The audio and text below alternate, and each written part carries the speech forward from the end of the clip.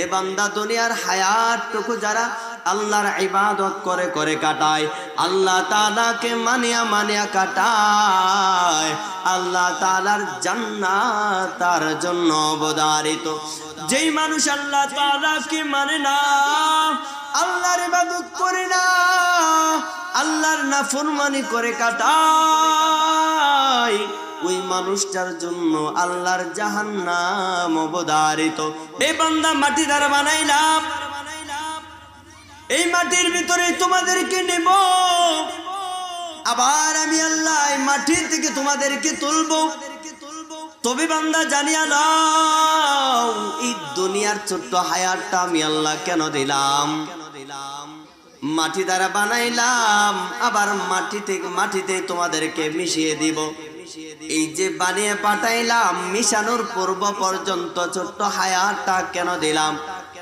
আল্লাহ তাআলা বলে, এ বান্দা জানিয়া লও, তোমাদেরকে সৃষ্টি করার পূর্বে আমি আল্লাহ জান্নাত জাহান্নাম বানাইছি, জান্নাত জাহান্নাম বানাইলাম। এ বান্দা, ছোট্ট হায়াতটা আমি আল্লাহ এই জন্যই দিলাম, যেই মানুষটা দুনিয়ার হায়াতটাকে ইবাদত করে করে কাটায়, যে মানুষটা আল্লাহ তাআলার কথা মানিয়া দুনিয়ার জিন্দেগিটা কাটায়। এ মুসলমান, এ যুবক ভাই, আমিও তো তোমার মতো যুবক, আমারও তো মনে চায় ওই রাস্তার পাশে ওই দোকানপাটের মধ্যে দাঁড়ায় সময় কাটায়। কিন্তু যুবক ভাই, আমার ভিতরে আল্লাহর ভয়, কারণ ওইখানে নারীদের চলাচল হয়। এ যুবক ভাই, তোমার পায়া ধরে বলে মাহফিলের প্যান্ডেলের নিচে চলে আসো। আল্লাহ তাআলা বলে, এ বান্দা, মানব জাতির জন্য আমি আল্লাহ জান্নাত জাহান্নাম বানাইলাম। জান্নাত আমি আল্লাহ তখনই দিব যখন তার দুনিয়ার হায়াতটাকে আমি আল্লাহর কাছে বিক্রি করে দিবে।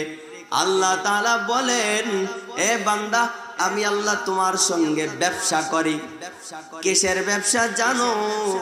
আল্লাহ তাআলা বলেন, ইন্নাল্লাহা আশতারা মিনাল মুমিনিনা আনফুসাহুম ওয়া আমওয়ালাহুম বিআন্না লাহুমুল জান্নাহ।